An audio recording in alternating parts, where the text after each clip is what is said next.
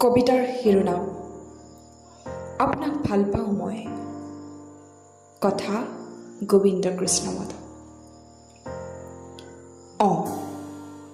আপোনাক ভাল পাওঁ মই। আপোনাক চাবলৈকে আপোনাৰ পদূলিত নিতৌ চলে মোৰ অবাধ বিচৰণ। আপোনাৰ এটি বেকা চাৱনিতে মোৰ হৃদয়ত জোৰকৈ বলে বুকু মৰমৰ শিহৰণ। কি ভাল পায় আপুনি? সাগৰ, আকাশ, সেউজীয়া পাহাৰ নে সাতৰঙী ৰামধেনুৰ ৰংবোৰ, যি সম্পূৰ্ণ আপোনাৰ দৰে সুবিশাল হৃদয়ৰ গৰাকী আৰু সৌন্দৰ্যৰে ভৰপূৰ।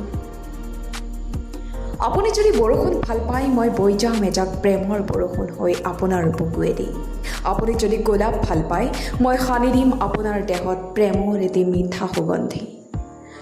আপুনি প্ৰতিশ্ৰুতি দিব নালাগে আজীৱন কাষত থকাৰ, মোৰ সমানেই মোক প্ৰেম কৰাৰ। মই অভিমান কৰিলে মোক নিচুকুৱাৰ, মই খং কৰিলে মোক মৰম সনাল, অথবা নালাগে প্ৰতিনিশা উন্মাদ কৰা কথা পতাৰ।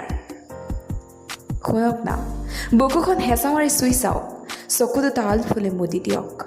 যদি আপুনিও মোৰ আৱেগত শিহৰিত হয়, যদি আপোনাৰো দুচকুত মোৰ ছবি খন্দ্ৰয়, তেন্তে মাথো এবাৰ মনে মনে ভাল পাওঁ বুলি কওক।